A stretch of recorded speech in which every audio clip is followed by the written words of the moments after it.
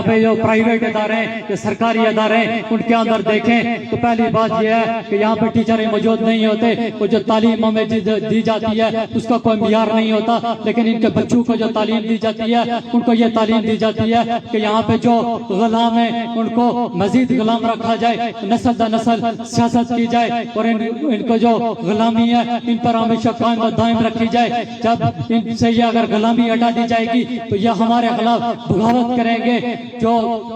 Colleges universities کے اندر طلبہ سیاست کرتے تھے، اس سیاست کو ختم کیا گیا، تو یہی وجوہات ہیں کہ اس تعلیم کو ختم کیا گیا کہ یہاں پہ جتنے بھی نوجوان ہیں وہ جب تعلیم حاصل کر کے جب اس نظام کے خلاف بولتے ہیں، اس نظام کے خلاف بات کرتے ہیں، اپنے حق کے لیے آواز اٹھاتے ہیں، تو ان کے لیے مشکل پیدا ہو جاتی ہے۔ پھر یہ عوام کے اوپر اپنا جو جبر ہے اس کو قائم نہیں رکھ سکتے، کیونکہ یہاں کا جو محنت کش طبقہ، یہاں کا جو مزدور ہے، وہ اسٹوڈنٹ ہے، وہ ان کے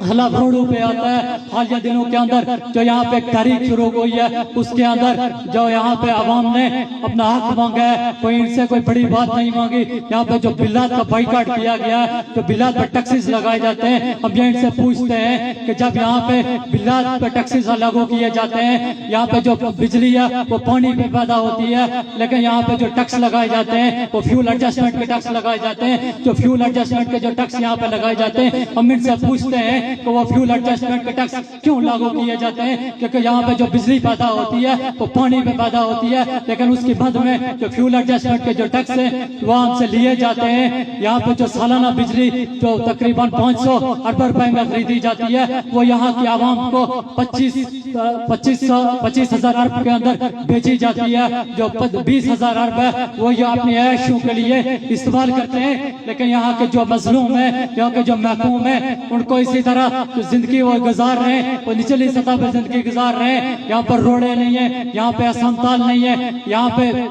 کوئی بھی جو نظام ہے وہ ہمارے حق میں نہیں ہے، لیکن یہاں پہ جو یہ بات کی جاتی ہے یار 5 سال کے بعد ہمارے پاس آتے ہیں اور ہمیں آ کے بتاتے ہیں کہ ہم تمہارے حق کی بات کرتے ہیں، ہم کشمیر کی بات کرتے ہیں، ہم اسے آزادی کی بات کرتے ہیں۔ آزادی کے نام پہ جب یہاں سے فنڈ لے کے جاتے ہیں تو کہتے ہیں کہ ہم جہاد کریں گے۔ اسی طرح فلسطین کے اندر یہ جہاد کر رہے ہیں۔ آج 1.5-2 ماہ کے بعد انہیں پتہ لگتا ہے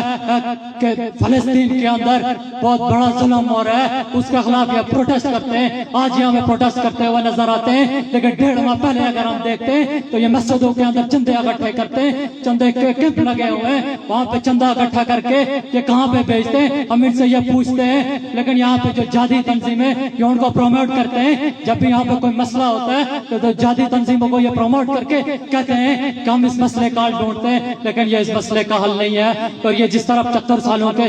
سے کشمیر کے ساتھ کھڑے ہیں، یہ آج کہتے ہیں فلسطین کے ساتھ بھی کھڑے ہیں۔ بھائی تھک گئے ہو بیٹھ جاؤ، تمہارا کھڑا ہونا ہمارے لیے کوئی اہمیت کا حامل نہیں ہے۔ تم برسوں سے کھڑے ہو ہمارے ساتھ، تم کچھ نہیں کر سکتے، تم اس عوام کو بہتر روزگار نہیں دے سکتے، بہتر تعلیم نہیں دے سکتے۔ یہاں پہ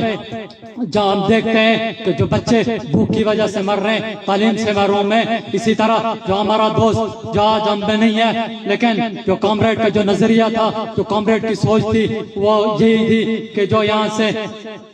جو یہاں کے مظلوم ہیں، محکوم ہیں، مزدور ہیں، وہ ان کی بات کرتا تھا۔ اور آج کامریڈ ہم میں نہیں ہے، لیکن وہ ہمارے دلوں میں زندہ ہے، ہمارے نظریات میں زندہ ہے، ہماری سوچوں میں زندہ ہے۔ اور کامریڈ کا جو نظریہ ہے اور جو ادھورا مشن ہے اس کو لے کے جائیں گے، اس کو لڑیں گے، آخری دم تک لڑیں گے، آخری سانس تک لڑیں گے۔ آگے بڑھو، آگے بڑھو، حق کے لیے بڑھو، علم جدوجہد۔